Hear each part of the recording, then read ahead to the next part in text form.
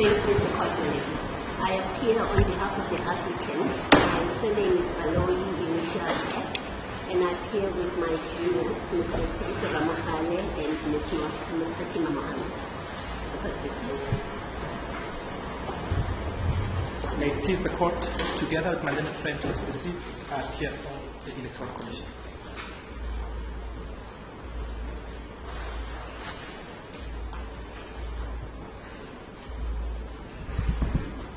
Good morning, Mr. Court, please. Mr. Sikakane SC, Mr. Shai and Ms. May and I appear for the third respondents. Does the court please?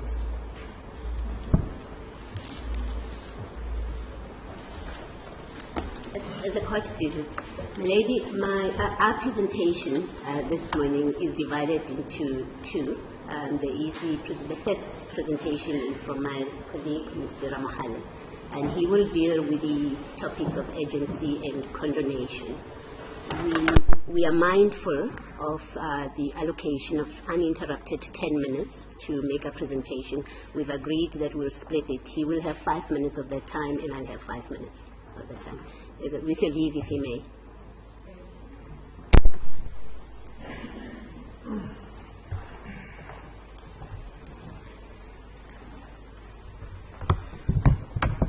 As the court pleases, my name is Teresa Ramahale. I appear on behalf of the applicant. As my leader has indicated, I'll be dealing with two topics. The first considers the question of jurisdiction of this court, and then the second topic I will deal with is the question of delay. Now, in respect of the question of jurisdiction, we will raise 6 points about why we say that this court, in fact, has jurisdiction to detain this application. And similarly, in respect of delay, we will raise 5 points about why, on the papers presented before you, this is a matter that this court, in fact, should consider. Now, at the heart of the question about delay is whether the decisions of the CEO of the Electoral Commission are, in fact, immune from judicial review, and importantly, whether this court can operate as a court of first instance in respect of those particular decisions. The Commission's answer is that the Deputy CEO's decisions, as well as the CEO's decisions, can never, in fact, be challenged in a court. This position, we say, is plainly untenable in terms of the law, and we will demonstrate how on the arguments I'm about to make. But perhaps the starting point is to simply say, as the court is well aware, that there is no power, a public power rather, or performance of a public function that is immune from judicial review. And so the very notion of the arguments made by the Commission in its papers that somehow, despite the Deputy CEO or CEO's decisions being an exercise of public power, performance of a public function, there is no court that can second guess or look into that question. For the reasons, again, like I say, that we will submit, that is simply untenable. We say that the starting point in answering the question of jurisdiction is, in fact, the Constitution. And that power is set out in Section 166E, which sets out what the courts are of the Republic. And what Section 166E says is that the courts are the Constitutional Court, the Supreme Court of Appeal, the High Court, and any court of appeal that may be established by an Act of Parliament, and particularly of importance to this case, any other court established or recognized in terms of an Act of Parliament, including any court of similar status either to the High Court or to the Magistrate Court. What this means, and there are authorities that I will take the court through that actually demonstrate that on a proper reading of 166, this is a court referred to in Section 166E of the Constitution. This status is set out in 3 legislations that actually govern the ruling of the court. The first is the Electoral Commissions Act, the second is the Electoral Act, and more importantly, the Constitution. And so the first point we make is that this is a court in terms of 166E of the Constitution, and that opens up all sorts of avenues that we will demonstrate about how this court can in fact exercise jurisdiction on the application before it. Which brings us to then the second point, which is what has this court said about its own jurisdiction? We rely on the decision of this court in African Christian Democratic Party, ACDP, the 2004 decision that's cited by the Commission in its papers. And the first point we make about ACDP is that the version that's been put by the Commission in its papers is that this court in ACDP said it does not have the power to look anything beyond the Commission's own decisions, and that it is in fact not a superior court. However, the difficulty with that particular argument is that when the Commission in fact does that, it cites the judgment partially. In fact, when one considers paragraph 12 of that particular judgment, what the court is doing, which is what's cited by the Commission in its papers, is restating the argument by Azapo, not making its own pronouncements.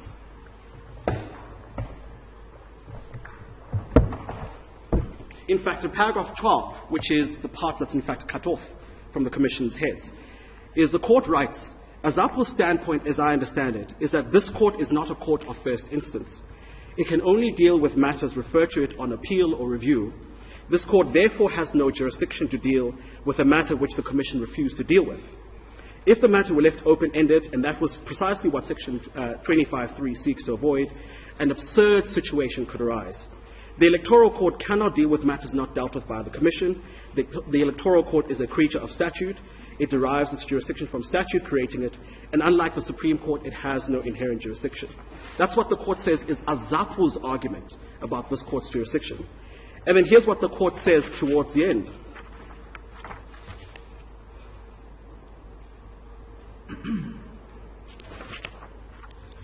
It says that the review application in the Jamie case, which is the case relied on by Azapo, was brought before a tribunal, not a court. The issue before the appeal tribunal, though in part relevant to this matter, was only related to the leading of oral evidence on a matter not dealt with by the Chief Director.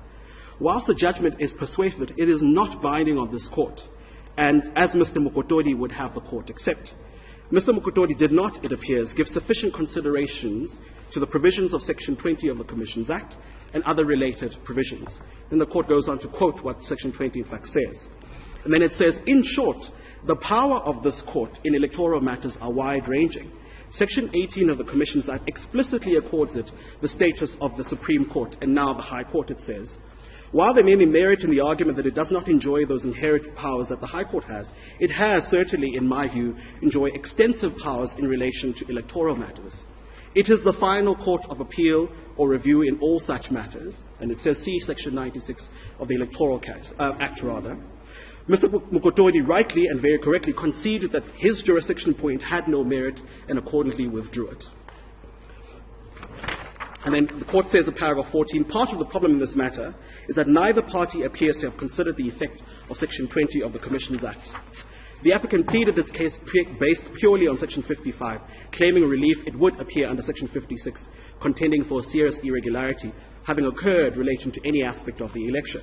And then in paragraph 15, which is of quite importance, I am unable to agree with the view that the court, in light of the very wide powers it has in electoral matters, cannot, on application, as it is in the case here, correct declared results arising from some underlying administrative error in appropriate circumstances.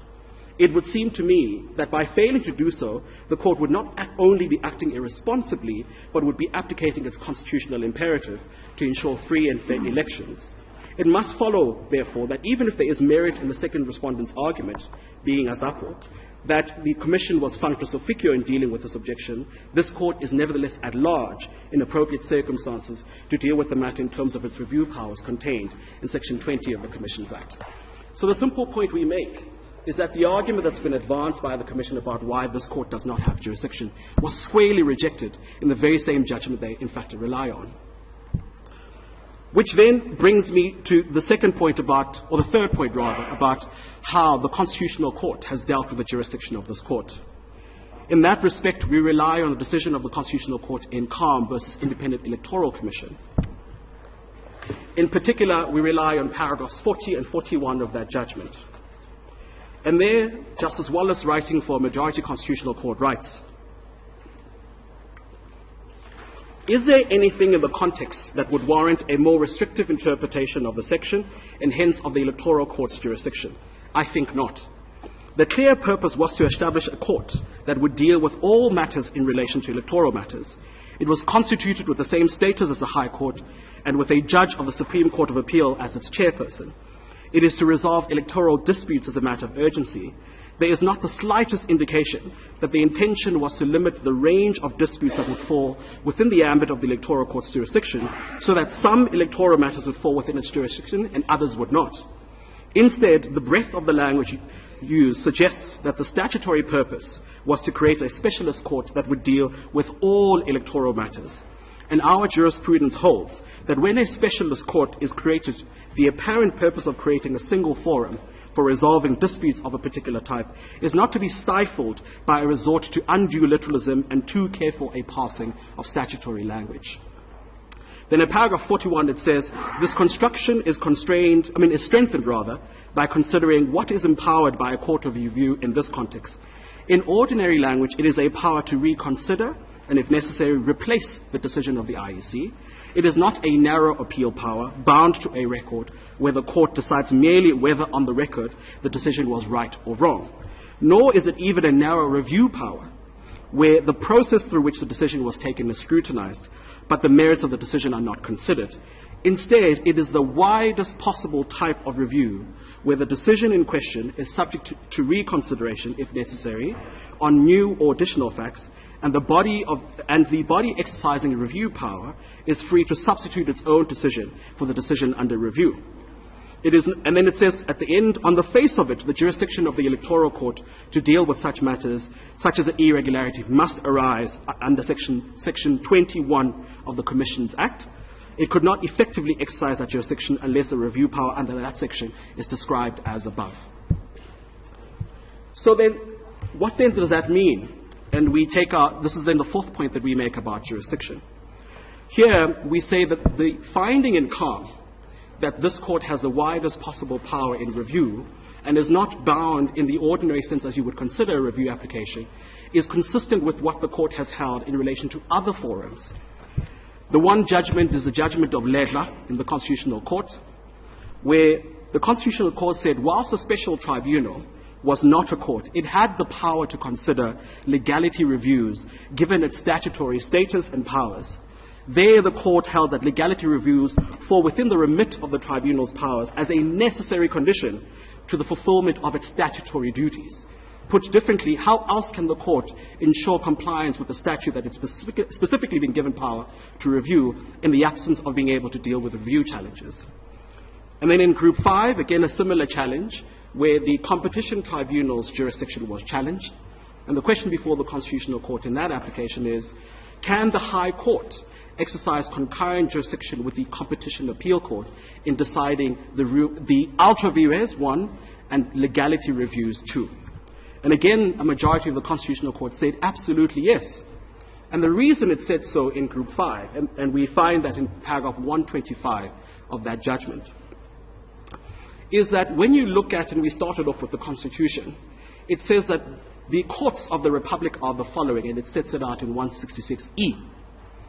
And then importantly, in 172(1) of the Constitution, it says a court has the authority and the power to declare any law or conduct that is inconsistent with the Constitution as such. Then the question becomes whether this is a court as defined in section 172 of the Constitution.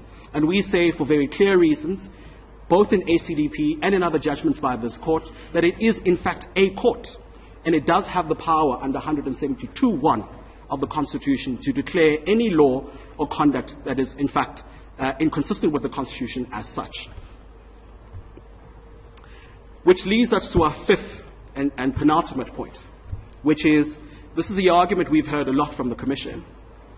Is this a matter that could have in fact been served before the full Commission?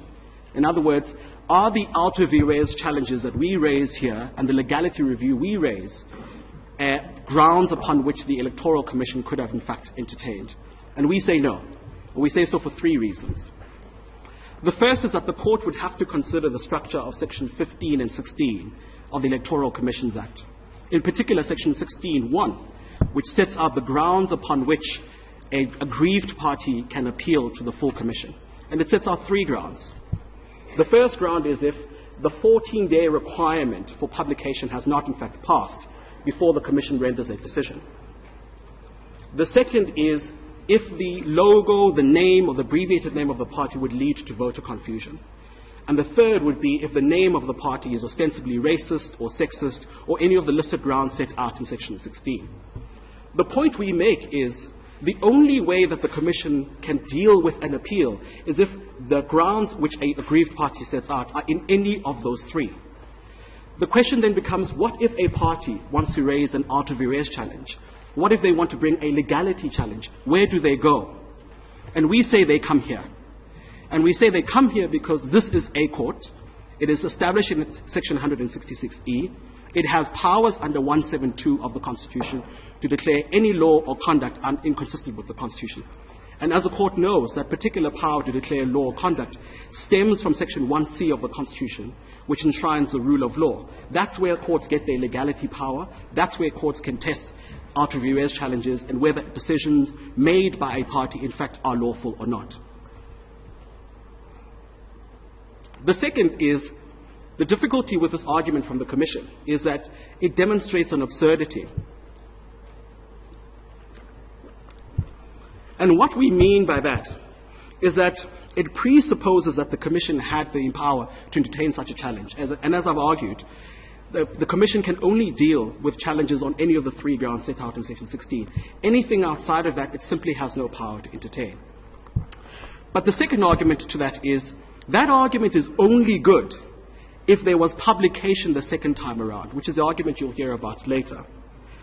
And that's because Section 16 demonstrates that the trigger for the right to object and appeal is publication. But in the absence of publication, no party can go to the Commission and lodge an appeal. And as we know from these facts, there was in fact no publication the second time around. So it can't fall in the mouth of the Commission to say you should have objected when there was in fact no publication the second time around in circumstances where it has rejected an application and invites a party to lodge a fresh application. Then there is an argument made in the heads of argument that we raise a new point in reply, which simply has to be rejected. And the point simply is that by relying on the Commission's other powers, the Electoral Act of the Constitution, we make out a new case. But that can't simply hold, because jurisdiction is not a question of fact, jurisdiction is a question of law. And what the court does is it looks at the pleadings as pleaded, and it asks itself, on the pleaded facts, do I have jurisdiction? If we were to take the argument of the Commission to its logical conclusion, it means that where a party has not stated that the court has 172 powers, the court is simply deprived of exercising those powers. That simply cannot be, because the affidavits don't establish the law, they establish the facts. Then the last point we make about jurisdiction is Section 1691A2 of the Constitution. And what we say about this provision is that 169(1)(2) of the Constitution asks the jurisdiction of the High Court. Put differently, that the High Court doesn't have the power to entertain the kind of matter that's before the court today. This is because Section 169(1)(2) makes plain that the High Court does not have jurisdiction over constitutional matters that fall within the statutorily prescribed powers of a specialized court. In other words, you cannot go to the High Court and complain about an out of arrears challenge or legality challenge in electoral matters because this court in fact exists. That's what 169(1)(2)A actually says. And as the court knows, challenges to out of arrears, challenges to legality are in fact constitutional matters. And there's ample authority in support of that particular proposition.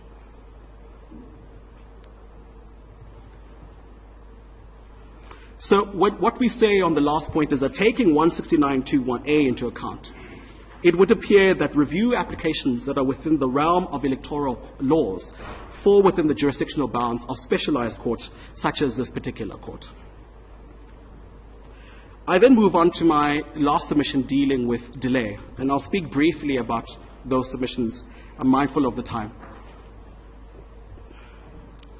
The first question is, are we actually late? And we say that we are not. But to the extent that we are in fact are late, we ask for condonation and we say there's a strong case made out in the papers why condonation should be granted. The starting point in that argument is that in the Constitutional Court in Buffalo City Municipality versus Asla Construction, at paragraph 49, the Constitutional Court says the proverbial clock starts running from the date that the applicant became aware or reasonably ought to have become aware of the decision in fact taken.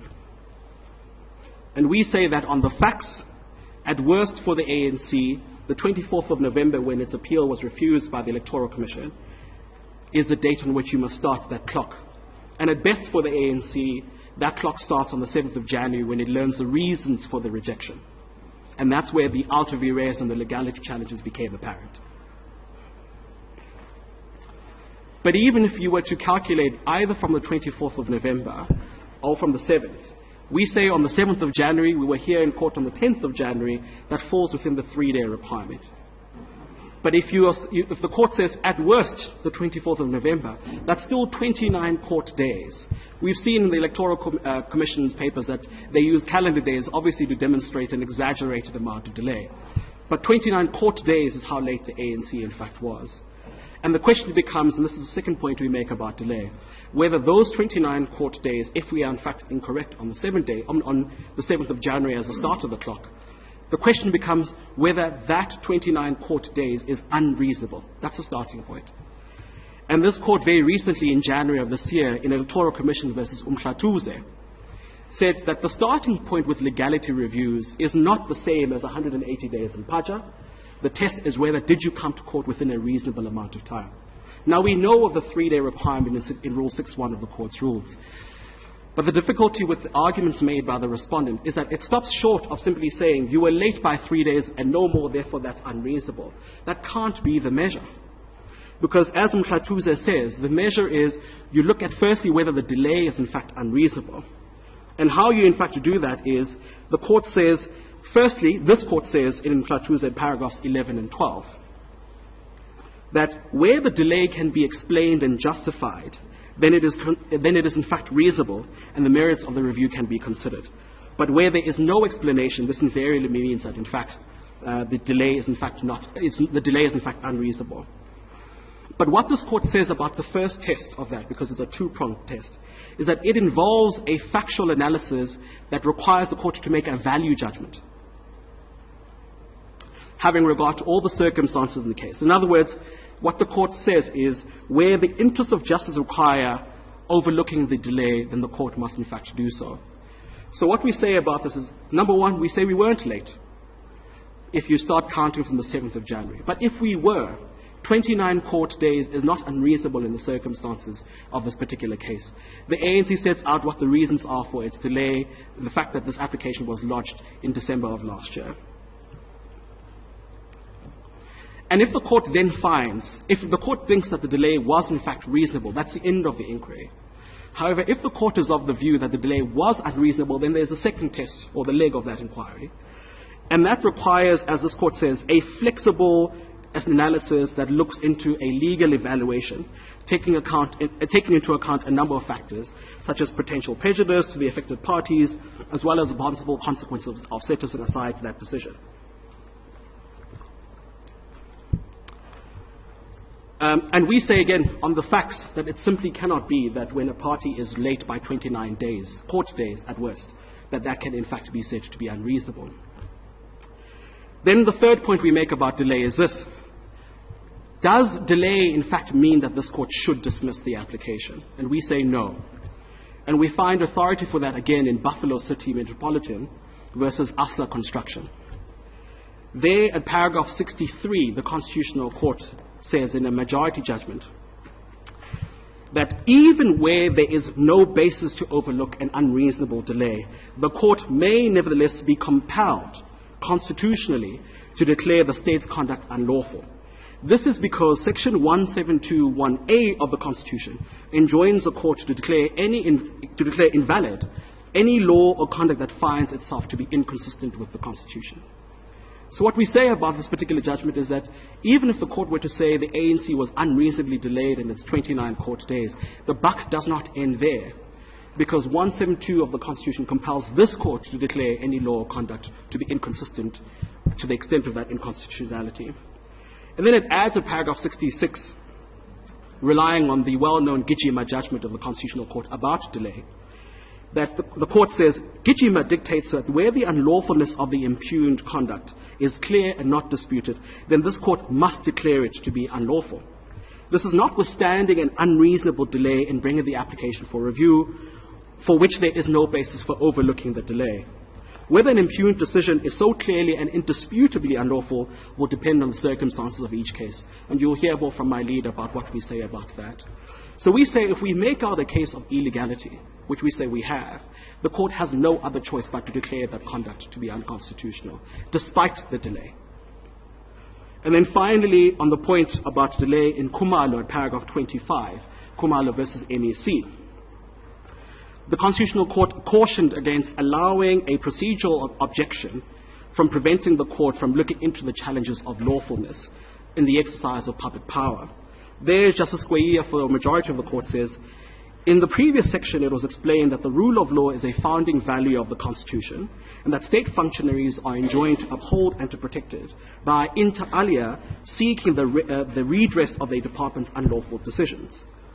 Because of these fundamental commitments, a court should be slow to allow procedural objectives to prevent it from looking into the challenges of lawfulness of the exercise of public power. And we say that's what the court is here to do today, to look into the lawfulness of the exercise of public power by the Deputy CEO of the Commission. And then finally, on this point about delay, the court must ask itself, what are the consequences if it were to turn the ANC away? We say that there are three. The first is, in calm and several other judgments of the Constitutional Court, and in fact of this court, lawfulness of decision-making is placed at the center of a free and fair election. And we say that if you cast aside the rule of law in this particular application, there is a very serious and material threat to whether the elections that we're about to have on the 29th of May are in fact free or fair. This is because there are questions regarding the legality of a party on that particular ballot and whether that party should in fact be there in the first place. And so we say that's not an issue that the court should turn away from. It's the very thing that this court was established to decide, to protect free and fair elections, to protect the right to franchise, but importantly to uphold the rule of law. The second point we make is that the closer you get to the elections, the greater the prejudice, not only in fact to MK, but again to the very project of free and fair elections. We say because if you are to in fact do that, as the court is aware, the calculation of seats in the National Assembly is dependent on the votes of each party in relation to one another. So if we are booted out and we're told this court doesn't have jurisdiction or the delay is in fact excessive, what that invariably means for us is that we will have to go to the High Court, despite the fact that we say on 169 of the Constitution the High Court doesn't in fact have jurisdiction. And if the High Court were to rule in our favour, the invariable position on 172 is, one, it will have to declare that law of conduct to be unconstitutional, and two, it will have to attempt to unscramble the egg after the 29th of May. And we say that is an undesirable position because invariably if the calculation of seats in Parliament are dependent on how each party performs in relation to one another, if you take out MK from that particular equation, the entire equation would have to actually start afresh. And we say that's an untold consequence the court should in fact try to avoid. And lastly, and perhaps the most importantly of all of these, is the Commission tells you in their answering affidavit, and you'll find that at page 87, paragraph 47.2, that this is how they always do things, that they consider supplemental application whether they meet the requirements or not. And we say that there is absolutely every need for this court to decide on the merits whether the way in which the Commission has exercised its power is the way it should always exercise its power or not, where it considers supplemented application.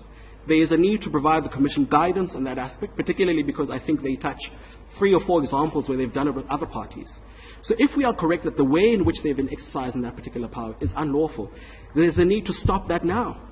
Because it's not just about this election, it is about every by-election, every local government election, every municipal election, every provincial election, every national election thereafter, if the way in which the Commission has been exercising its power, which we say is unlawful, continues. So there is every need, we say, on the papers before you to consider the application. We say that the court amply on 5 points that we make has jurisdiction. We say on delay that it's one, we're not late, but to the extent that we are, it is not unreasonable on an assessment of this court's authority. But in any event, even if we are in fact late, it doesn't mean that the application is dismissed. You must still declare the law of conduct unconstitutional because 172 enjoins the court to do so. Milady, those are all my submissions.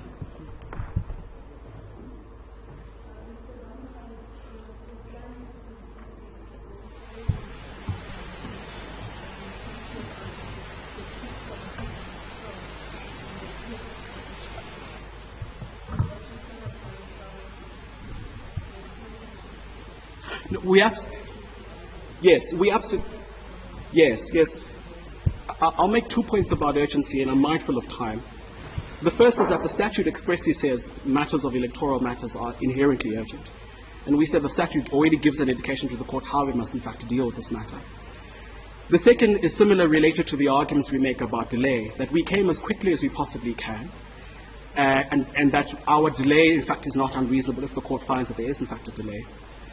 But the third point is that this is so important, given that the 29th of May is around the corner, that if the court turns a blind eye to that, there is simply no substantial redress available to the ANC because of the unscrambling argument I in fact made. That you simply can't turn us away now because the 29th of May is around the corner, and there's every need for legal certainty about whether MK is going to be on the ballot lawfully or not. And that's not something that can be kicked past the 29th of May. It has to be decided now. Thank you, judges. Those are my submissions.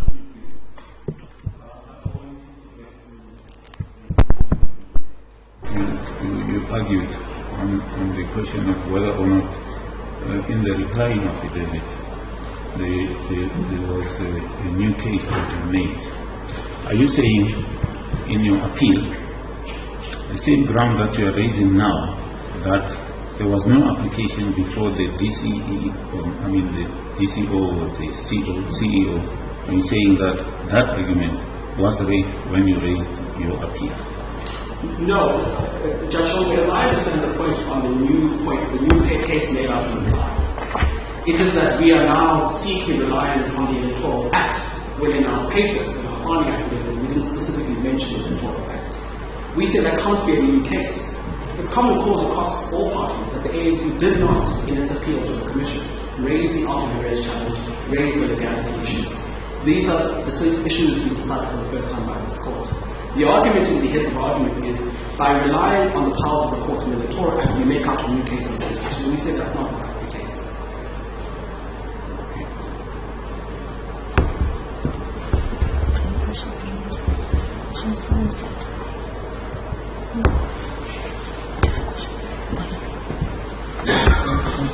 On the issue of jurisdiction, the powers of this court are expressly stated out on what it should, which decisions rather it should review, being those of the Commission. But you seem to be relying on the part of several cases that it can obviously exercise implied powers. But in those cases, I've quickly looked at them. I don't see any that supports your argument. Do you have a specific one that authorizes this court to go beyond the statutory jurisdiction?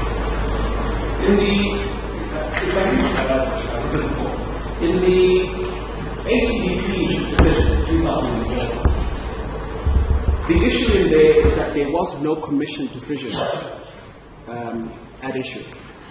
And the question the court was faced is whether it can correct the administrative error, as it called it, despite the Commission in fact not making that decision. And the answer it gave is that we can, because we are a high court, and as an incidental power of the review power, it extends to legality and ultra-various challenges. So we say on ACDP, on a proper reading of it, particularly paragraph 15 of that judgment, that's in fact clear. But the second point is, even if you're not with us on whether it's a commission decision that is a subject of review, the papers make out an application for declaratory relief, and that's where the arguments about 166E of the Constitution, 1721A of the Constitution fall in.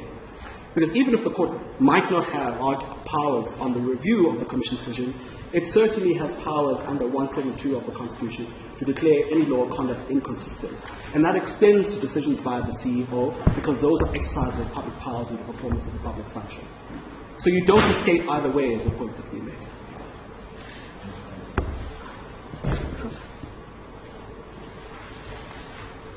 Thank you. Thank you. I'm indebted to the court.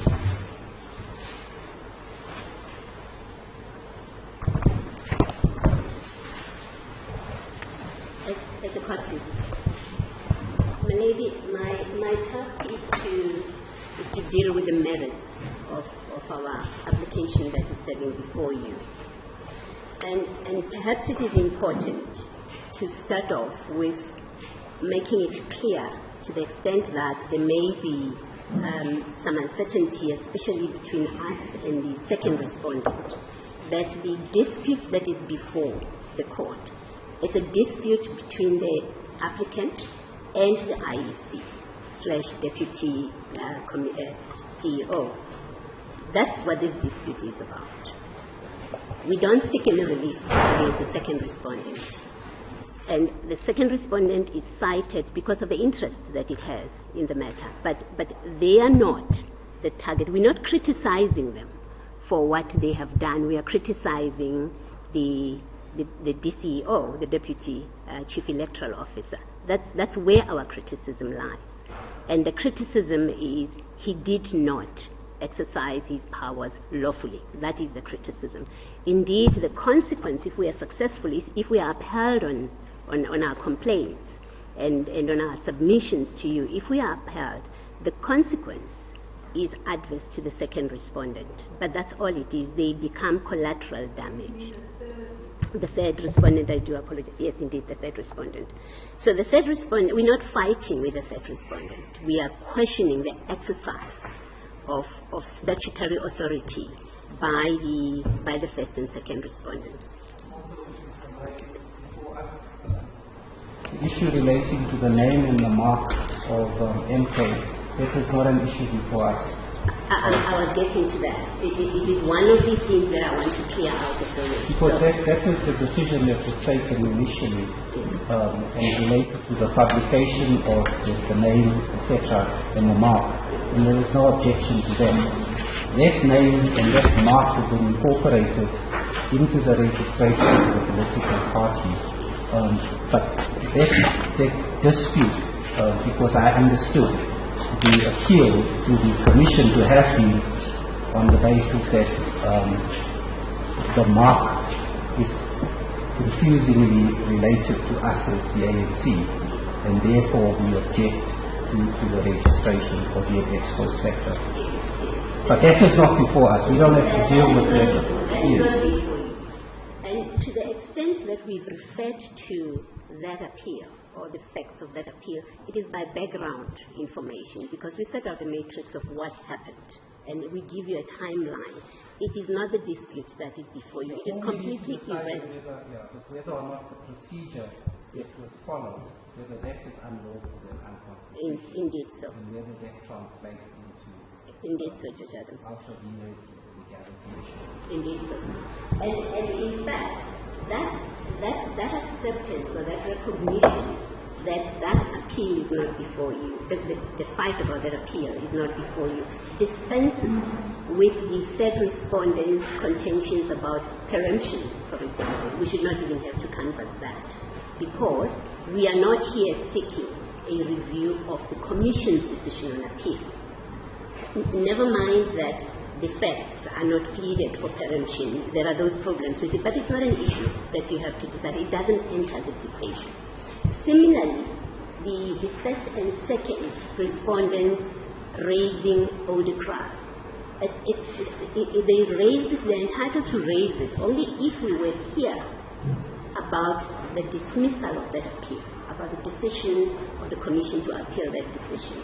Then they would say, in fact, we even have a ready answer for that. They would raise it and we would say, but that's exactly why we are here. If we were here about that appeal, we'd say, that's exactly why we are in this court, is because Odekra says that decision stands until it is set aside by court. But it doesn't enter the picture because we are not here about that appeal. And all that is said in the papers about the appeal and the decision of the Commission is irrelevant for purposes of consideration, of determination of why we are here before you, of our application.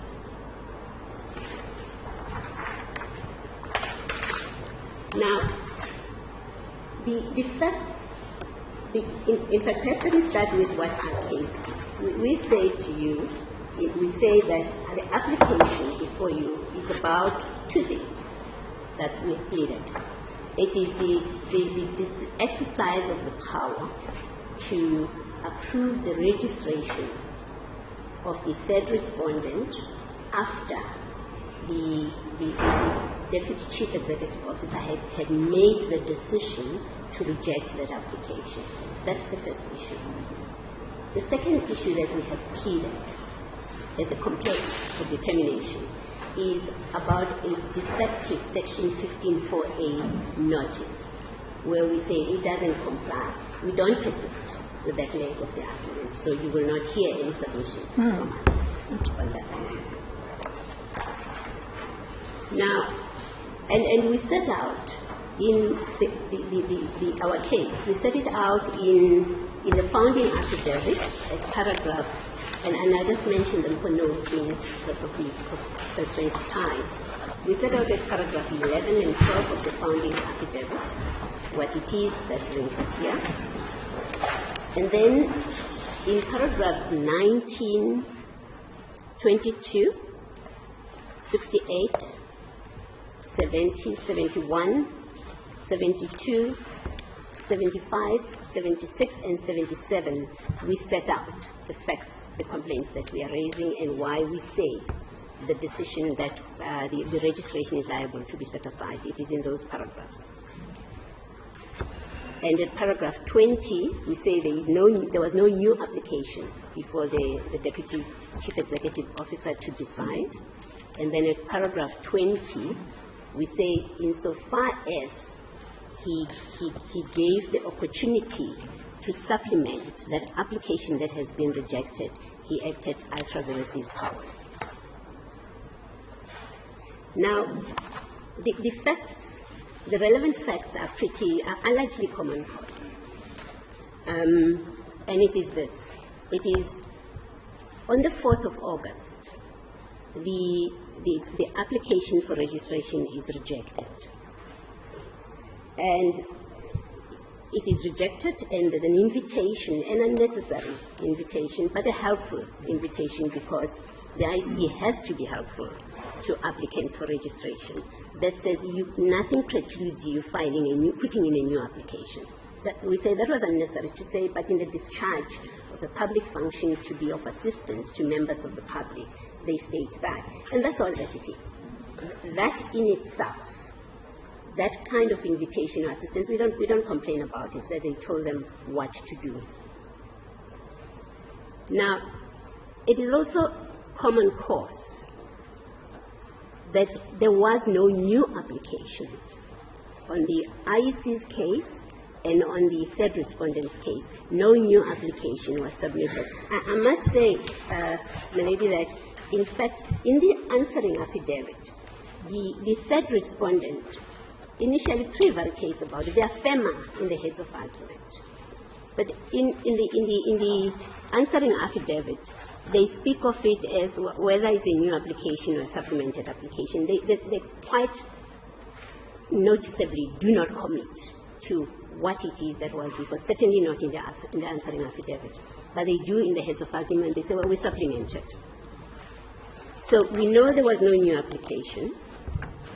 We know we know from the IEC that it's considered a supplemented application, not a new application.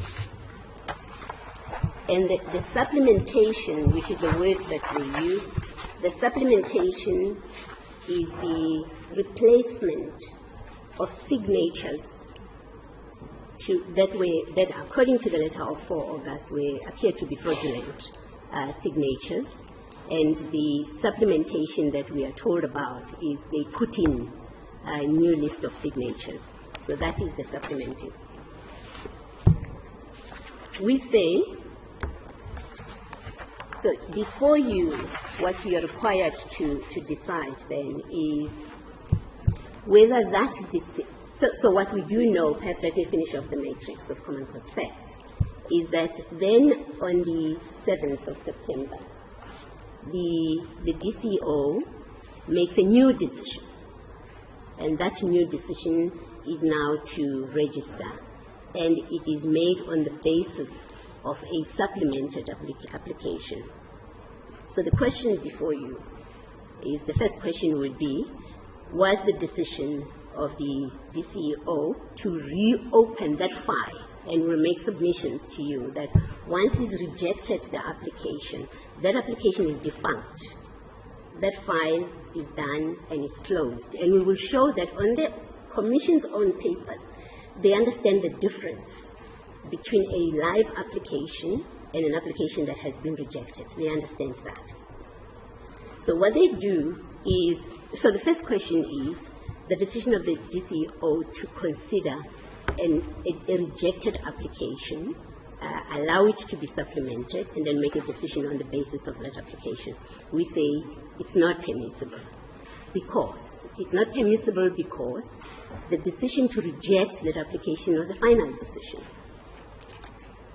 And it is a final decision, but by its nature, however one constructs and interprets the letter of 4 August, it is clear by dictionary meaning, it is clear by context, it is clear by the reasons given for rejection of that application, that it is a final decision to reject an application. But if there was any doubt, it is clear in the advice that is contained in that letter that put in a new application, that the DCO considered himself to have dealt finally with that application. Ms. Baloyi, I'm troubled by the way your client responds to the Commission's version about its intention when it sent the 4th August letter. And perhaps you should look at these paragraphs so that you can assist me. I'm saying I'm troubled by the manner in which your client responds to the Commission's version regarding its intention when it sent the 4th August letter. And I think it would assist if you go to these paragraphs so that you can assist me. Either your client is approbating and reprobating, or there's an ambiguity in its reply. If you look at paragraph 5 of the 45, of the Commission's answering affidavit. The Commission's affidavit. Answering affidavit, yeah. It says in sending the 4th August letter. I do apologize, my name paragraph. Paragraph 45. Let me wait for you to get there. Yes. Are you there? Yes, I am. Yeah, it says in sending the 4th August letter, the DCEO did not intend to foreclose the possibility of Umkhonto submitting a supplemented application, right? And your response appears on page 210 of the bundle. It's paragraph 65 of the reply. And there's an admission there that the door was not closed on the MK party to supplement. You see, the allegation you are responding to is that the door was not closed to supplement. And then there's an admission that indeed there's an admission that the door was not closed to supplement. Yes. But then you go on and your client says, however, I deny that the Commission invited them to submit a supplement. My lady, what is contained there? It's two things. Your ladyship would note that in our founding affidavit, we do make the point that once the application was rejected, the door was not closed for them to bring in a new application. We say that. We say, and as a matter of law, they could have submitted a new application. Yes. And that's what the letter of 4 August was conveying to them, bringing a new application. So where we say that we admit that the door was not closed to them, it is simply to that. But the paragraph under that you are responding to, yes, it relates to the intention not to preclude them from submitting a supplemented, not a fresh application, yes, a supplemented application. And your client's reply there is an admission that the door was not closed. Yes. My lady, it depends.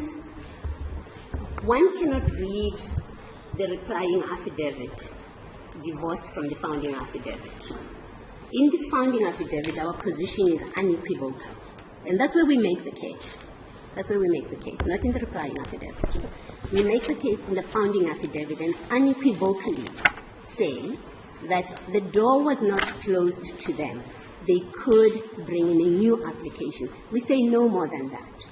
Now, here when perhaps it's inelegant drafting, but this paragraph that the ladyship is referring to in the replying affidavit has to be considered with what we say in the founding affidavit. And in the founding affidavit, where we make our case, we say they could have brought in an application. But further on, in that same paragraph 65 that your ladyship is referring to, if we are in any way not clear, because we drafted in the way we did that first sentence, it is clear as we continue that we are disputing an invitation to supplement. So that's what the next sentence communicates. It says, well, there was not even an invitation to supplement. Yes, if the commission had said supplement in its letter, what your ladyship I would expect, what your ladyship would see in that paragraph 65 would be a clear statement of he was not authorized to invite them to supplement. But that's not anything new that arises from the replying affidavit. If you look at our founding affidavit, we do quite clearly say that that they could not supplement. The door was not closed to them to put their name on the ballot by putting in a new application, but they could not supplement. And your ladyship has submitted affidavit, final affidavit must be read together with this replying affidavit, and that should clear any uncertainty in what we intended to convey in the replying affidavit.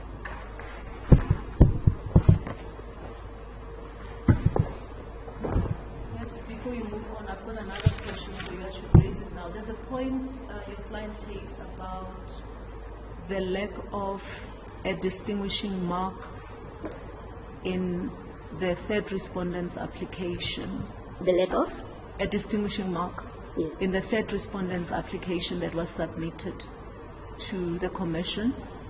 The application appears at page 111 and 112 of the bundle. It appears to be a copy. So I just want to clarify, perhaps this question I should leave to the commission and the third respondent.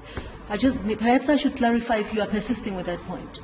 Are you about the absence of a distinguishing mark? Yeah, in the application. No. You are not persisting no. with that My point? lady, it falls under the complaint about the notice that the section 45 oh, I see. Notice was non-compliant. I see. We have abandoned that complaint.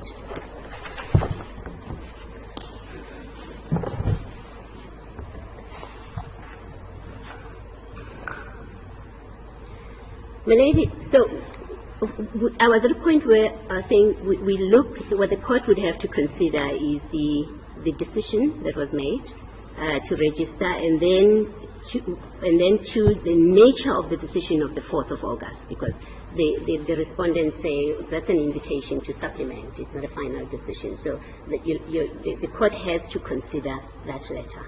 We have the tools of interpretation apart from the terms of the letter itself. And our submission is the letter unequivocally communicates a rejection and an invitation to reopen the application, to put in a new application. But in fact, I said earlier, my lady, I made a submission that the commission and the CEO, they know the difference. And in their answering affidavits, they know the difference between keeping an application open to allow it to be supplemented and making a decision that rejects an application. The differences, that there is a difference. Before you reject, at least that's what they have done in the past. Before they reject, they have given a party the opportunity to supplement. And in fact, what they did in that case, my lady, I just need to find the reference. This is a decision.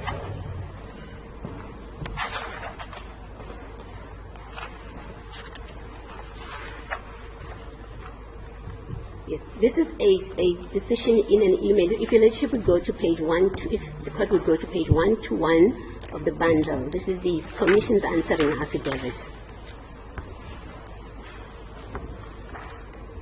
And this is from Mushwana Akani, and it is to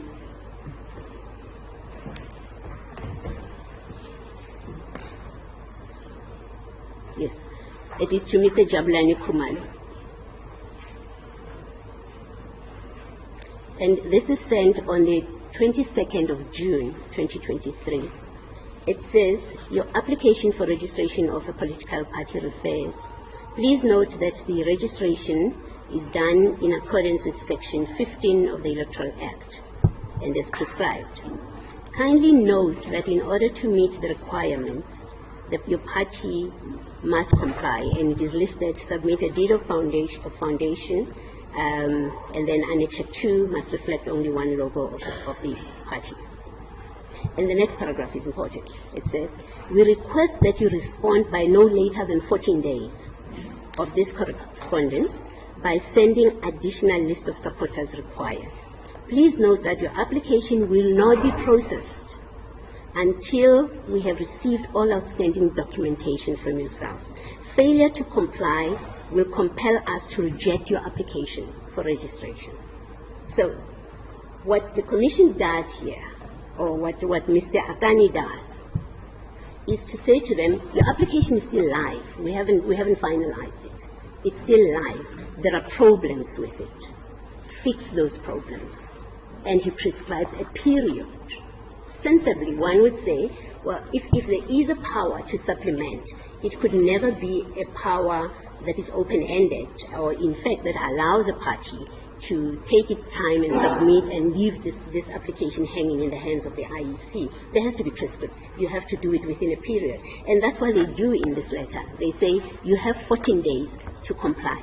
If you do not comply within 14 days, we will reject your application. This is what they do on the 22nd of June. The letter of the 4th of August is completely different. It says your application has been rejected. And what that points to is the Commission is alert to what is possible to do before you reject an application, and that which they do here is to keep the application live. And they say so in so many ways. They say, we will hold it, we will not process it until you have submitted, and if you don't submit, we will reject the application. So the new explanation that, well, this letter of rejection, forget what dictionary meaning of rejection is, forget the context of the letter, in fact, including this history, because this is to the same party. So the history is relevant, the history of how they have dealt with this previously, this same application. They have told them, if you don't do this, we will reject your application. And they proceeded to do that. So, is that similar to giving them an opportunity to supplement? In this letter, indeed so. We say in this letter they say we don't have I must say, Judge Chongo, we don't have the full history of this and what is behind it and what was submitted. But what you are reading now, they're giving them an opportunity to supplement. So the CEO or DCO has some kind of discretion. Well, Judge Chongo, you would have seen that we say there is no such discretion, but that suggests that in him writing in this way, suggests that he considers himself to have a discretion to do this. Well, we make the firm submission that any exercise of discretion has to be grounded in the Act itself. But the Act does not, in any case, say that an application cannot be supplemented. The Act doesn't say that, but the Act is silent, but he is a creature of statute. And what the Act has done is to define his powers. And the power, any discretion that he has to be found in an interpretation of the enabling provisions that, in fact, it's a reasonable interpretation that it includes that he has a discretion to allow supplementing applications. But what we say is, well, even if he does, even if we are wrong in our assertion, that because the Act doesn't prescribe that he's got a discretion to permit supplementing of applications, even if we are wrong with that, the decision of 4 August remains an unlawful decision, because that's not an invitation to supplement. He's made a final decision. He is found too sufficient with that decision. But effectively what he has done with the reconsideration of the same application is he has gone and revised his earlier decision, because that is the legal consequence of what he's done, especially because he bases his decision on the very application that was rejected. So what he's done is, I think an example would be, or maybe practically what would happen is, when an application is rejected in the public sector, it would be marked rejected. That's one picture that one has in mind. It would be marked rejected and it would be filed away. Even if it's not marked rejected, it would be filed away because it's done, it's finished. There's nothing more to do with that application. Now, to get to a point where he reconsidered that application on the basis that it is supplemented, he has to retrieve that rejected application. He has to retrieve it and then reconsider. So effectively, he sits in a position where he reviews his own decision and reverses it, because that's effectively what he has done. So we say he's not authorized by the Act to do that. That decision was done, that application became defunct, there was no application before him for further consideration. An application would come before him if a new application was filed, as he advised the third respondent to do. If I may draw attention to the letter of 4 August, please include the last paragraph, first and second respondent of concurrent.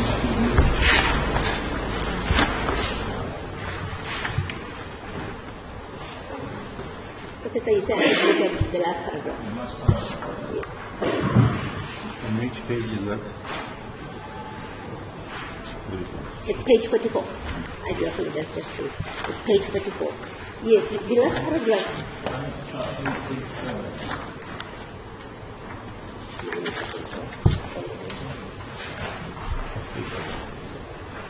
Yes. We attached it as A4. Yes, that's what I was looking at. At page 44. Yes, the last paragraph, Professor says, the application therefore does not substantially comply with the provisions of Section 16 of the Electoral Commission Act and regulations. And then there's a signature. This rejection of the application does not debar you from submitting a fresh application. What does that application do? Doesn't you can supplement what you have already submitted but address the shortfalls that have been identified? Or does it entail completely coming up with a fresh application? Professor, not to be facetious, I must say that I'm actually even embarrassed to pull it from my file. The dictionary meaning of Oxford Dictionary meaning of fresh is new. That's what it is. Totally different from supplement. Yes. So you cannot supplement. You can't be supplementing if it is a new application. So what the third respondent, assuming that the third respondent considered, and it must have, because this letter speaks for itself, that the third respondent considered itself to be submitting a new application when they supplement. The debate would be, well, let's look at it. What did you do with it? What did you do? But we know that the letter says, just complete the signatures. Give us the signatures. So there is no new application by any definition. In fact, the third respondent doesn't accept that it submitted a new application. It doesn't. It makes common cause with the IEC that it's supplemented. And we say, but the decision maker said to you, put in a new application. Now, what this decision maker then goes on to do is to revise that decision that they made, which is, I want a new application from you. And later on, when there's now supplementation, they tell us in their papers, make the decision, well, that decision that I made is now set aside, because that's really what it is.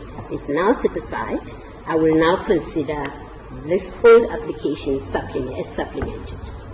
And there's no other way of coloring it.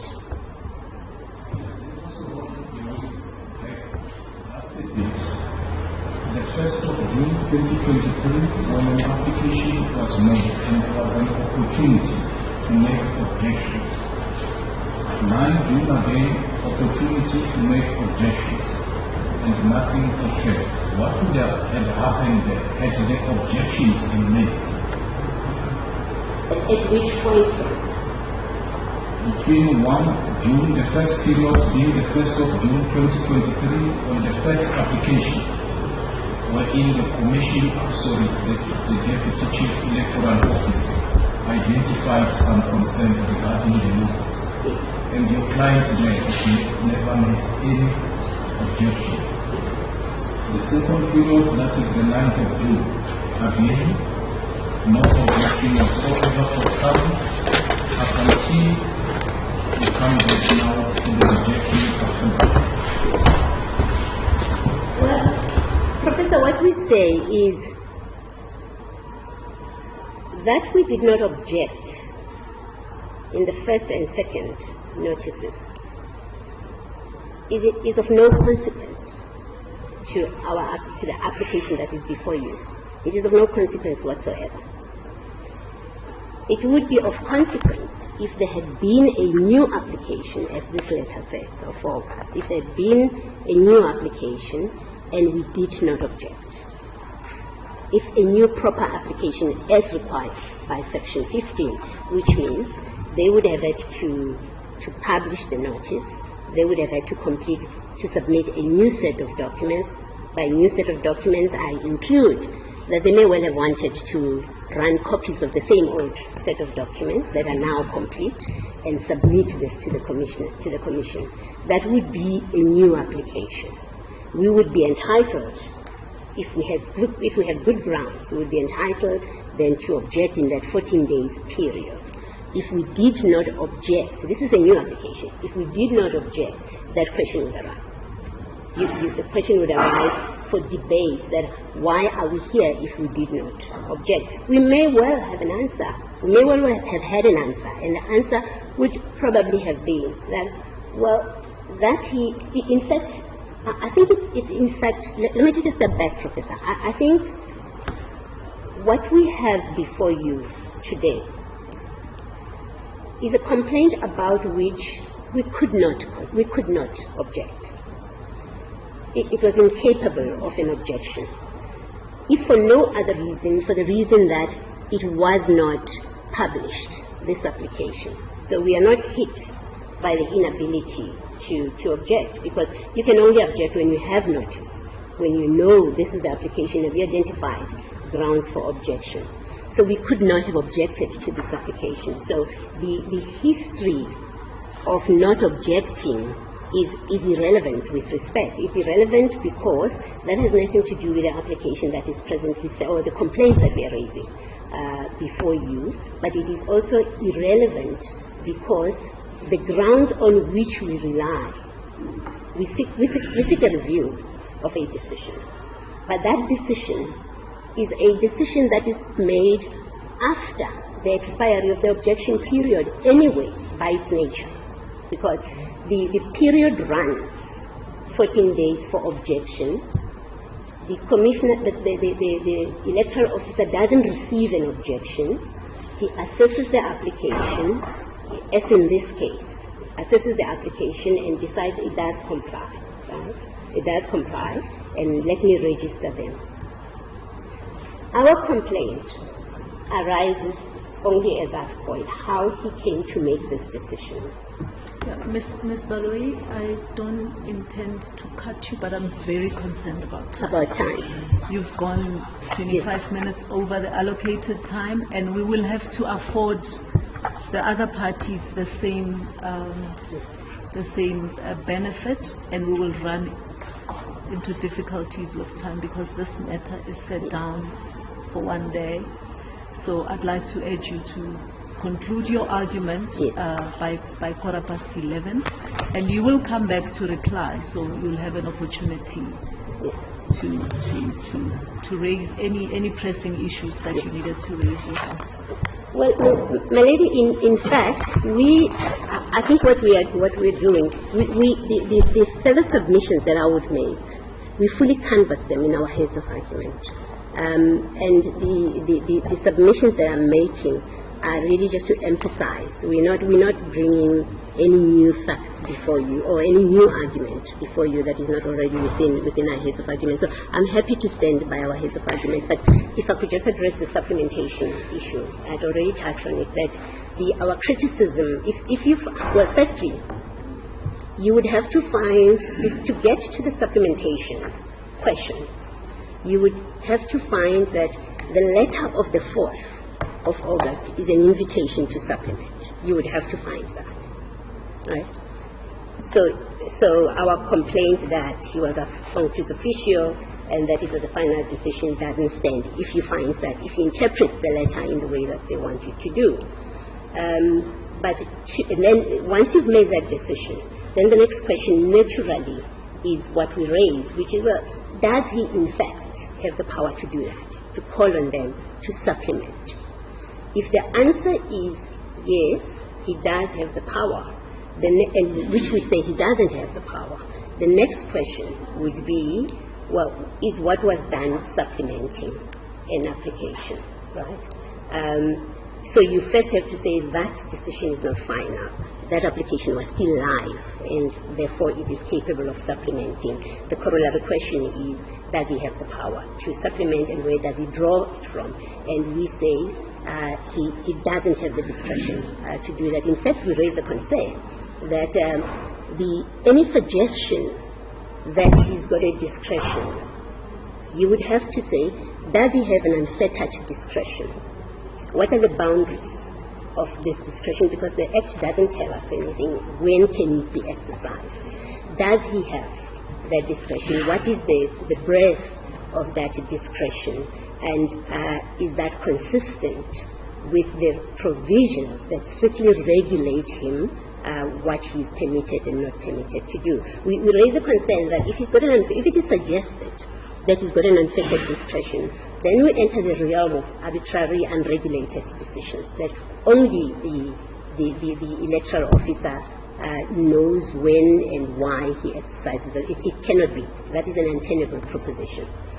Finally, my lady, I need to make the point that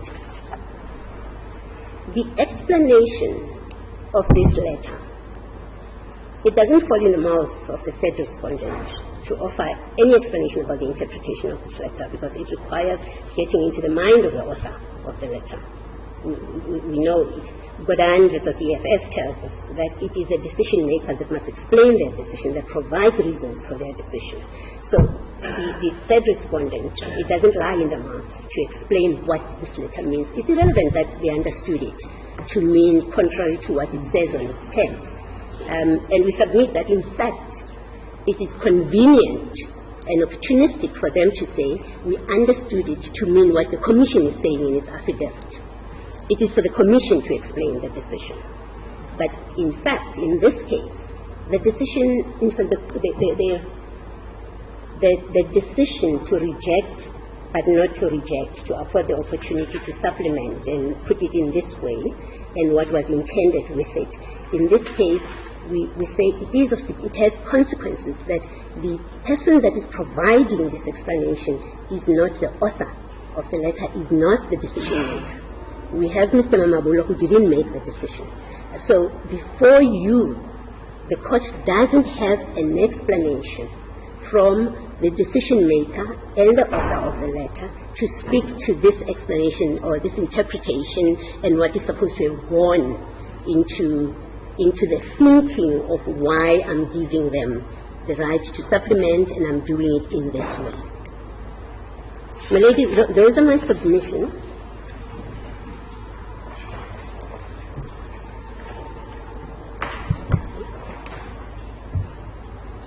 My learned junior points out, and I will not say much other than to reference it, in the Africa Rise matter at paragraph 15, where the... Yes. So what it is, Please deal with it in reply. I'm sorry, my lady. Yes, I didn't understand. Yes. Well, finally, my lady, we submit that we have made a case for the relief that we seek, which is that the decision, for the reasons that we have stated in our written heads and in these submissions, the decision stands to be reviewed and set aside. That's one. Our alternative relief of the declarator, that you must find that the ADCPO acted ultra vires his powers when he gave the authority to supplement. As the court please. Thank you. We are going to take the tea adjournment at this point for 15 minutes, and we will hear you.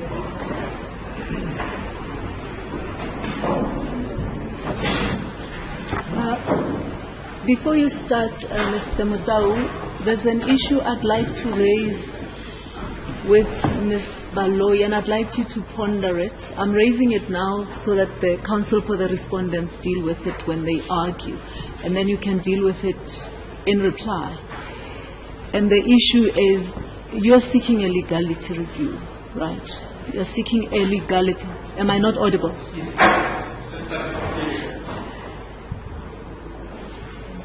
The applicant is seeking a legality review, right?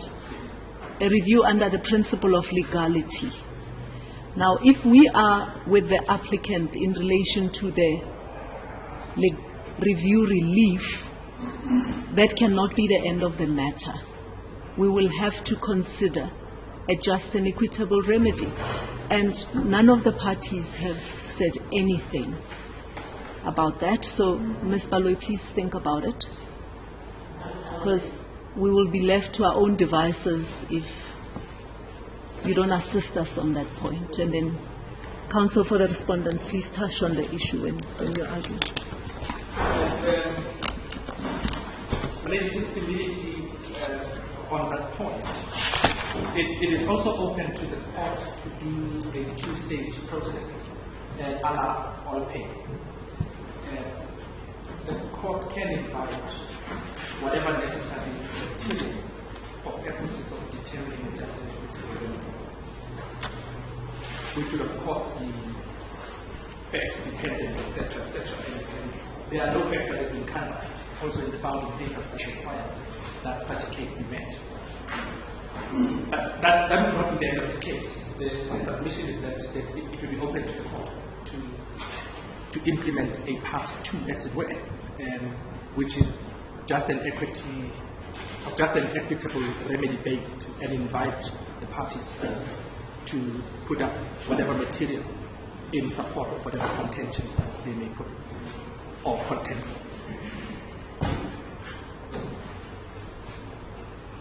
Justices and professors, may I commence by indicating that the fact that I'm wearing sunglasses is not an indication that I take a dim view of the applicant's case, but it is rather a continuation of the difficulties with which I have been faced with in this trip.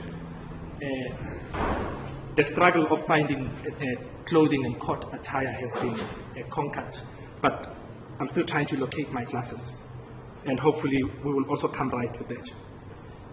And against that, may I propose that we structure our address in the following manner. Firstly, we intend to address the material common cause facts and their fatal consequences to the ANC's case. The second issue that we will address is to explain the binding and final nature of the Commission's decision to reject the ANC's appeal and to uphold the Deputy Chief Electoral Officer's decision to register MK as a political party. The third is to analyze the ANC's pleaded case on jurisdiction, and in this regard we will indicate why it is that there is a new case that is made out in reply. And if I can just foreshadow that part, there is a new case that seeks to rely on Section 21 of the Superior Court Act, which case is not to be founded in, or which case not to be found rather in the founding papers. And the fourth issue we intend to address will be that of condonation and what we say is self-created agency. And lastly, that if we do get there, we will address the merits of the ANC's review application. And the court is alive to the fact that it is this issue which turns on the letter that the Deputy Chief Electoral Officer addressed to MK and how MK understood the letter and the following steps that were taken pursuant thereto. And we will illustrate with reference to authority in the Supreme Court of Appeal why in the exercise of the interpretation of a document a dictionary meaning is unhelpful. And this we will do with reference to paragraph 50 of the Capitec decision of the Supreme Court of Appeal. And if I may then commence with the first point, we know that it is common cause that the Deputy Chief Electoral Officer on the 7th of September approved the registration of MK as a political party. And this is the decision that we refer to as the first decision. And the ANC says it learned of this decision on or around the 11th of September 2023.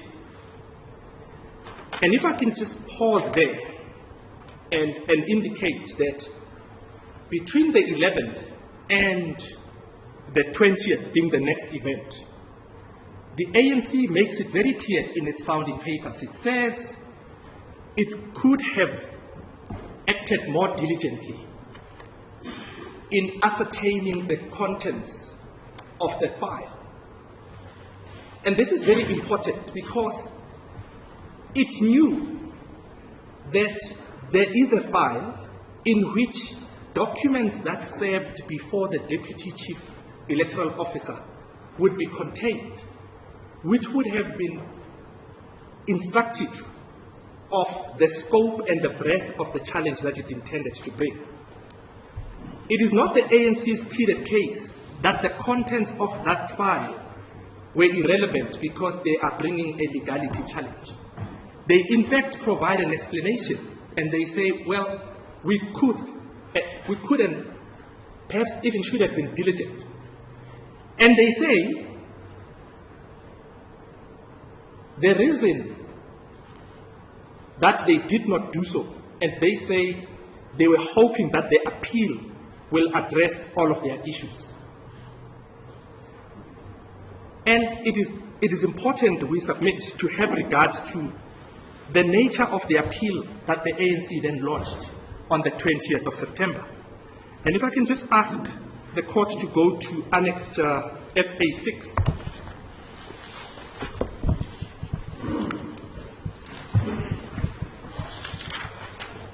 It is in paragraph 48. Can you give us the paginated page It's number? page 48. 48.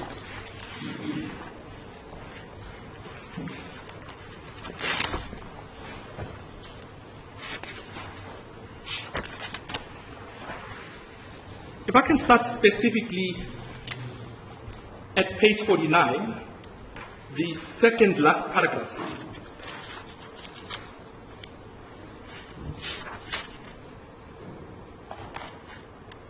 The ANC writes in its appeal, accordingly, for the reasons set out above, the ANC appeals to the Electoral Commission in terms of Section 16(2) and 3 of the Electoral Commission Act to set aside the decision of the Chief Electoral Officer to register umkhonto wesizwe party as a political party.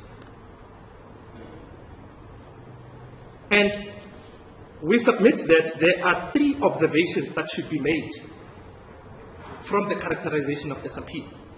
The first is that the statutory provisions upon which the appeal is lodged, we know Section 15 deals with the registration of a political party. Then Section 16 deals with the appeal of the Chief Electoral Officer's decision, and in this case, the deputy who was acting on a delegated function. So this appeal is lodged squarely within the premises of the Act. It's a Section 15 and a Section 16 appeal. It is not a legality argument.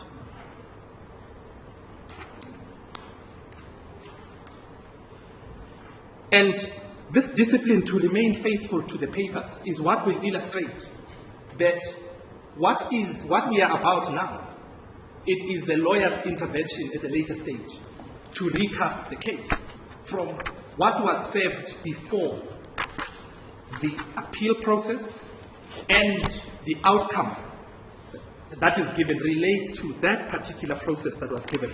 And perhaps for purposes of completeness, before I go to the second observation, if I can ask the court to turn back to 48. The second unnumbered paragraph. In express terms, the appeal says, Sections 15 and 15A of the Electoral Commission Act empower the Chief Electoral Officer to register political parties subject to certain requirements. So we know this is a dispute about the registration, the decision which was taken to register a political party within the premise of Section 15. And the appeal is then a Section 16 appeal to impugn that decision. Then, if I may proceed to the second observation from the second unnumbered, the second last paragraph on page 49.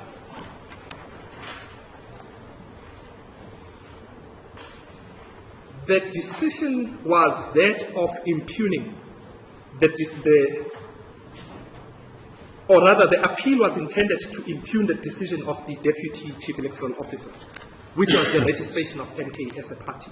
And the third aspect is that the ANC was conscious and alert of the fact that there is a delineation of duties, powers, and functions. And it was quite aware that the next step in challenging the decision of the Deputy Chief Electoral Officer was by way of invoking a statutorily prescribed appeal mechanism, and which is what the ANC did. Because they knew that they could not bypass that jurisdictional demarcation, or the principle of jurisdictional demarcation, by invoking the court's jurisdiction directly.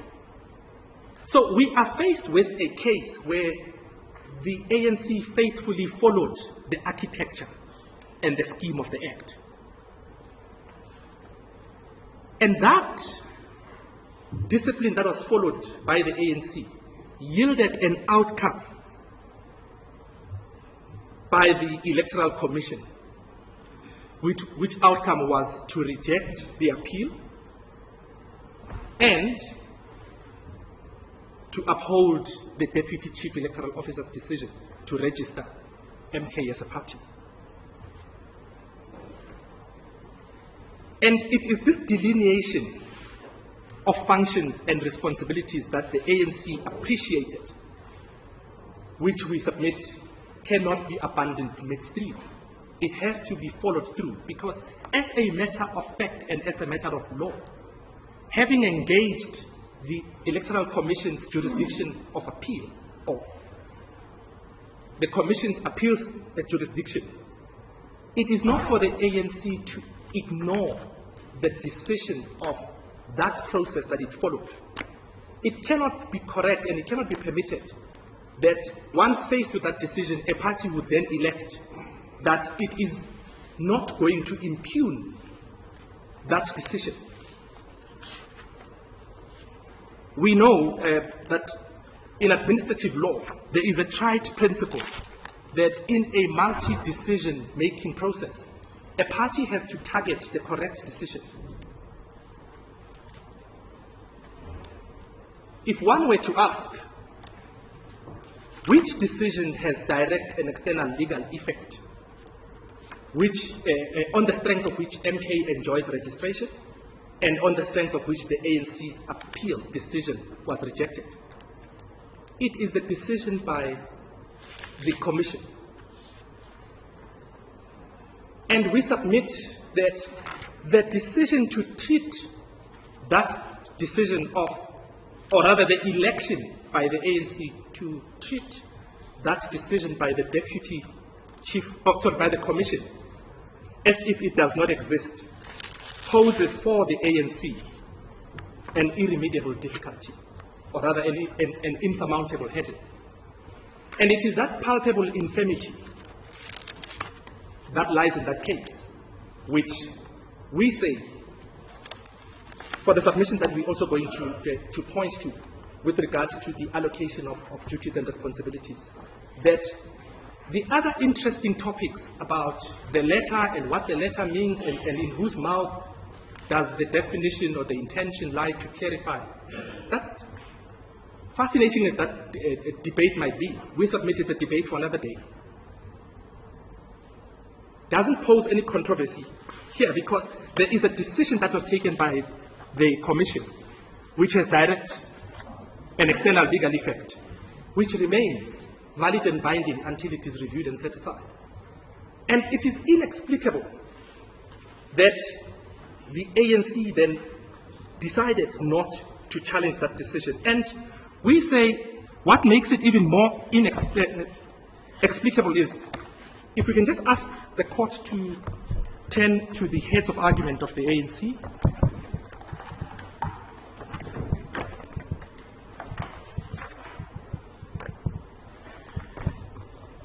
In paragraph 18,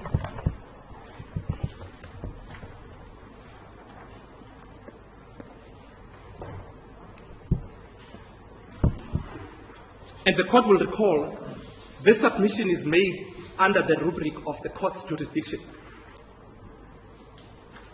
And in paragraph 18 they say, it is only the chief electoral officer that has the power to register a political party. In the absence of any appeal against his decision, the chief electoral officer's decision to register a political party has direct legal effect and it is final and binding on the Electoral Commission. The chief electoral officer's decision to register the party is to be taken as a decision of the Commission. But we know that on the facts, this is not what we're dealing with. The decision of the chief electoral officer was appealed.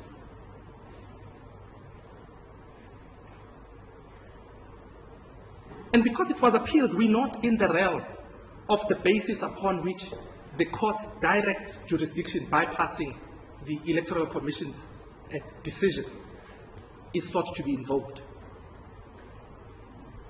And we submit, just based on that construction and that argument with which we agree,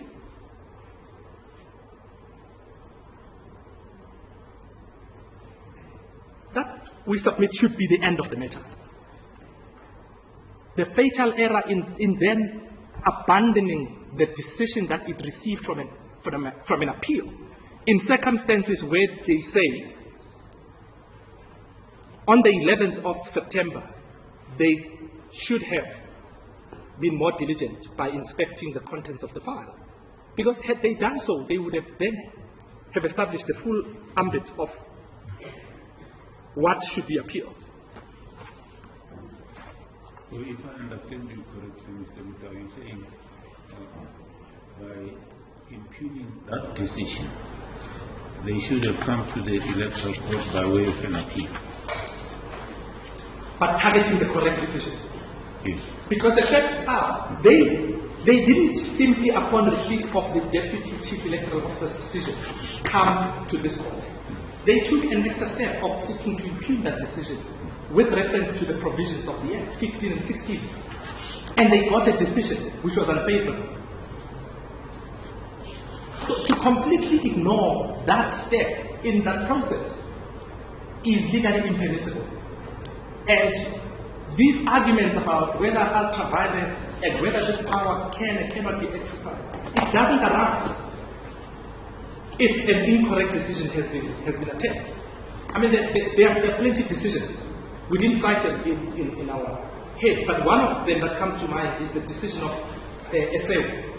It's paragraphs 41 and 45 of that judgment. I'll ask my little junior to get me the citation. But it is an uncontroversial proposition that in a multi-stage disciplinary making process, you have to target the right decision. And we do know of the type principle that even with a remedy of a declaratory, it's got to be sought in the right proceedings by the right party at the right time. So you cannot, as it were, simply seek to invoke the jurisdiction of this court because it has a similar status as that of the High Court, when it is not a division of the High Court. And with reference to ACDP, which I'll return at the moment, the point that is made by the court in that decision is that there is no component of an inherent jurisdiction that is enjoyed by the electoral court. So in as much as it has the standing of the High Court, it doesn't have that electoral, so it doesn't have that inherent jurisdiction because it is a feature of statute with reference to section 20.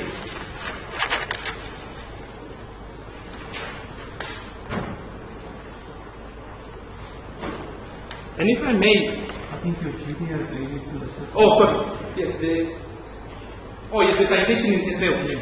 It's SAO and others versus Minister of Cooperative Governance and Traditional Affairs and others, reported in 2021, Volume 3, SA 593 SCA. It's paragraphs 41 and 46. But the principle that the court makes is that tribal. So we know on the facts, when the ANC was faced with the decision of the Deputy Chief Electoral Officer, they didn't say, because it is a legality review, we are going to court. They understood that it is a matter that is appealable in terms of the scheme of the Act. And having followed that, you've got to follow through. You cannot then seek to circumvent the decision that you received through that process that you elected. Like say, well, because there was no publication, because it's a legality review, it's an invocation of the court's constitutional jurisdiction. Those propositions may be fascinating, but they're irrelevant, we submit, in the right proceedings brought by the right party for the right reasons and seeking the right remedy.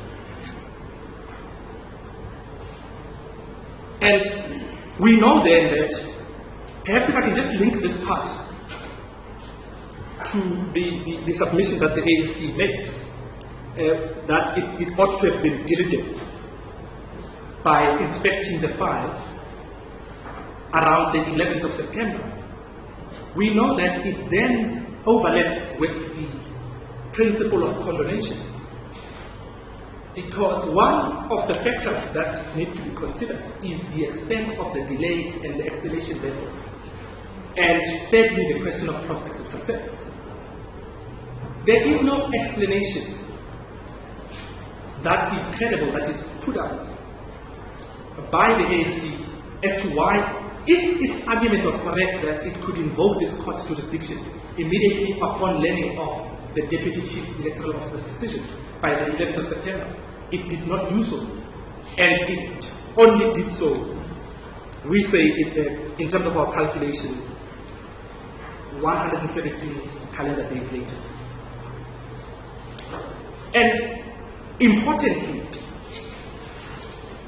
there cannot be prospect of success when a party has targeted the wrong decision. And in the absence of prospects of success, we submit the interest of justice as per the decision that we reference in Glenister, the second last paragraph in our heads, that the interest of justice do not favor the grant of condonation in circumstances where there are no prospects of success. And it then takes me to the next point. The ANC then seeks to find refuge in the decision of this court, which was issued at a time when both parties were preparing their papers, which is the Arise Africa matter. And we know there that the delay was about 7 days, and this court expressly says it was a short delay. But secondly, that court was dealing with a matter where its jurisdiction had been properly invoked, which is the opposite of where we are. You have 117 days an application which is out of time. There is no explanation, and we submit the question of the opening of floodgates is one that this court should be wary of. Parties should not be encouraged to not act diligently in circumstances where they knew as at the 7th, so as at the 11th, that they could have and should have inspected the file because its contents were relevant to its appeal.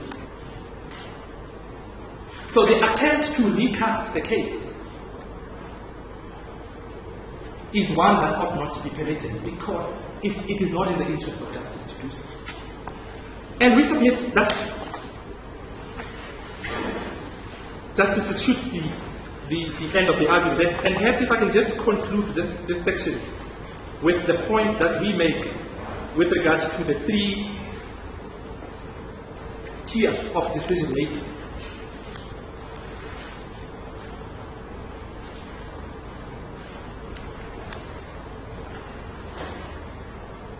If I can just ask the court to have regards to our heads of argument.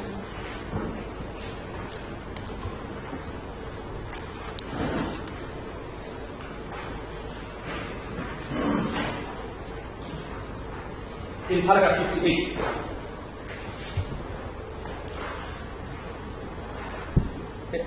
in paragraph 58 we make the submission that there is a 3-tiered demarcation of functions. In 58.1 we say under the expressly and unambiguously delineated functions and powers, the Chief Electoral Officer is required to register a party whose application complies with all the requirements set out in Section 15 of the Act and may refuse an application in the circumstances set out in 16. And again, it is important because those are the sections that are invoked in the appeal, as we've illustrated. And in 58.2, Section 16.2b and c prescribes a statutory appeal through which the Commission can inquire into and consider the matter and confirm or set aside the decision of the Chief Electoral Officer. And we know that was invoked. Then, following that decision, the court is endowed with wide jurisdiction by Section 21 in respect of any decision of the Commission. And here we do have the decision of the Commission.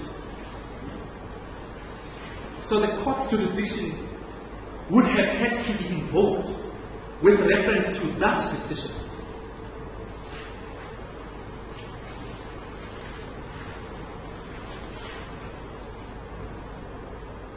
And our learned friend, with reference to the ACDP decision that we referred to, they say, well, this is an elementary error that has been committed because counsel quoted from the submissions and not the findings of the court. Let us perhaps just contextualize 3 paragraphs in that ACDP decision. There's paragraph 8, which shows the court, it tells the reader what the issue was and what relief was sought.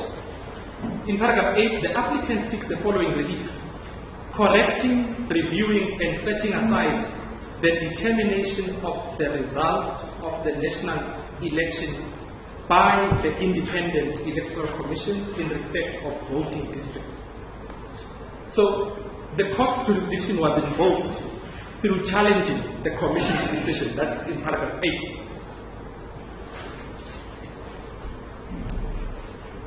And in paragraph 13 of the judgment, the provisions of section 20 of the Commissions Act are repeated. 21A, the electoral court may review any decision of the Commission relating to an electoral matter. And 3, the electoral court may determine its own practice and procedures and make its own rules. But we know that the entry is through section 20. And here all the facts are present for the invocation of the court's jurisdiction. In short, the court continues in paragraph 13.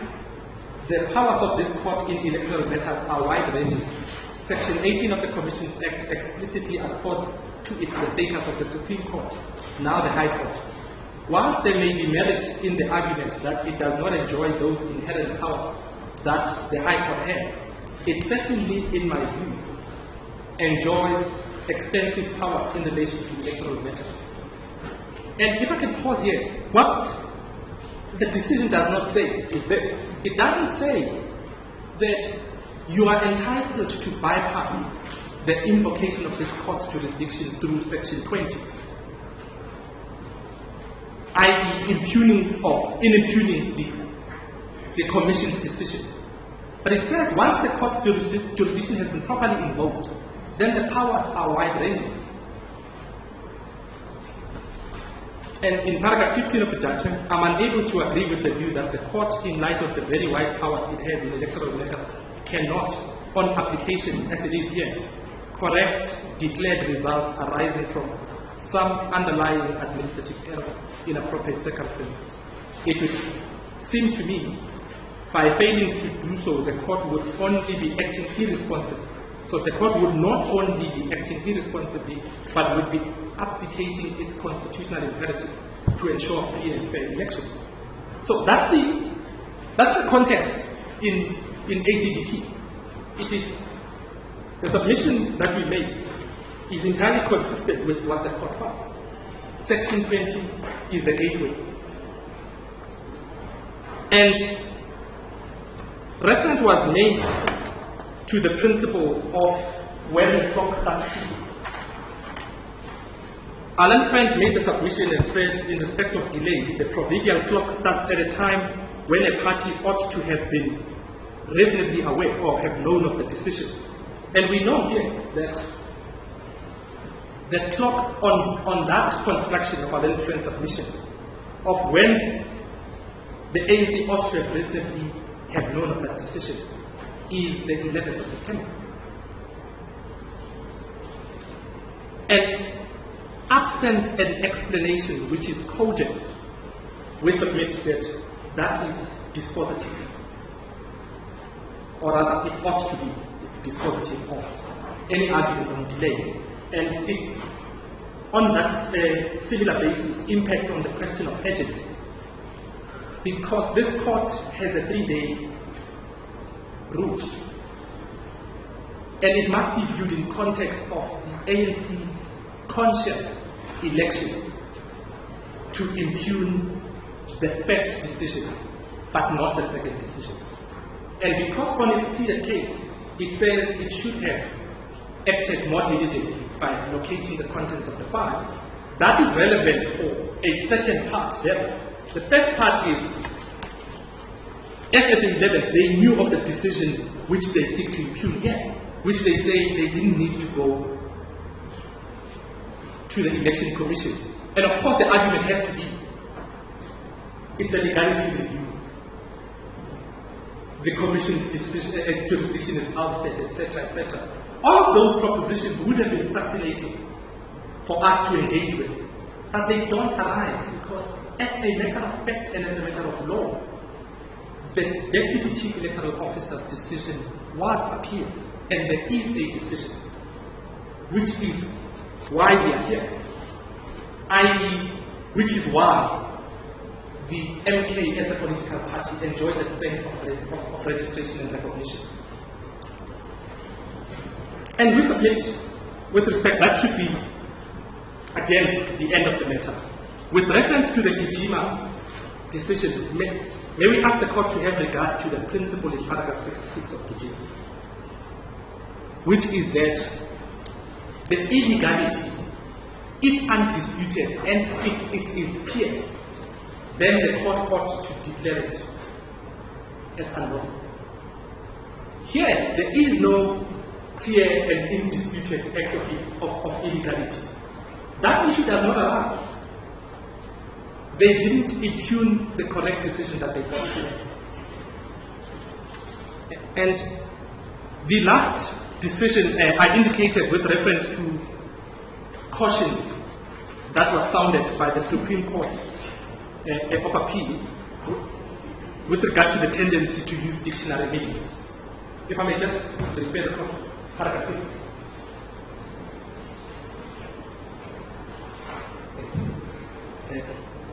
I almost said my junior was sleeping on the job, but he had it. In paragraph 50, the SCA in the Capitec decision, to which I'll give a reference now, it says, Endumeni simply gives expression to the view that the words and concepts used in a contract and their relationship to the external world are not self-defining.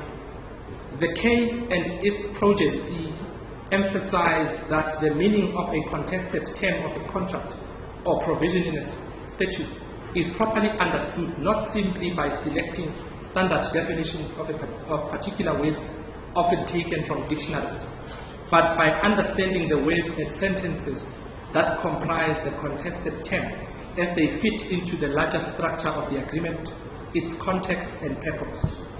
Meaning is ultimately the most compelling and coherent account the interpreter can provide, making use of these sources of interpretation.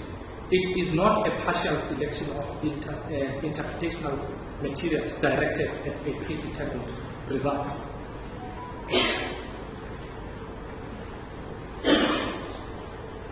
And before I provide the citation, this point arises in the context where the IEC says, when it wrote the letter, this is what it intended to achieve, and the addressees that not only include the NK but other political parties understood it that way because it was communication that was directed to them. And those parties reacted in the manner that the letter was intended to be understood by them as the addressees, following which it registered those political parties. There's about 3 or 4 in terms of the examples that you cited. And one can understand that for a party sitting in the position as that of the ANC, to whom the letter was not addressed, that does not have the benefit of context. That does not have the benefit of understanding what was sought to be achieved at the time, can misunderstand the letter by simply looking at the definition of fresh with reference to what the SCA cautioned against, i.e. the dictionary meaning. It is an unhelpful approach. There is no compelling response, and there can never be one that the ANC can provide. Since it was not a participant in that discussion, the ANC cannot second guess what was intended to be conveyed and how it was understood. It is simply not a participant. But we submit this aspect of the case. It is an interesting one to have, but on the facts of this case, we don't get there.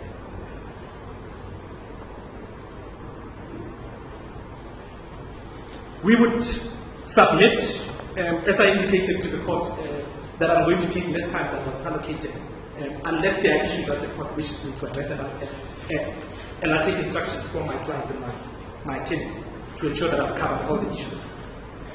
I'll provide the Capitec citation in a moment. If the court is against us and the court is minded to get past these difficulties and to open the floodgates that a party can ignore a decision that was invoked at its own instance and attack an earlier decision, which is not the decision on which the consequences that it complains of hinges. And the court gets to the question of a just and equitable remedy. We would propose that the court should issue directives inviting the parties to address the question of what would be just and equitable. Because, like in a procurement case, what has been done on the ground in terms of unscrambling the egg would be a relevant consideration. But those issues were not canvassed because, as the court would know, I think may still is the case in the constitutional court that comes to mind, that the question of just and equitable remedy depends on the pleaded facts. And because in the founding affidavit there was no such invitation with reference to the facts as to what should then be a just and equitable outcome, we didn't meet it for this purpose. But it is not, the submission should not be misconstrued to say, I am then saying that the court cannot, in the regulation of its own processes, in terms of section 173 of the Constitution, direct the parties to file further submissions addressing this particular aspect. If I may then give the court the citation and check.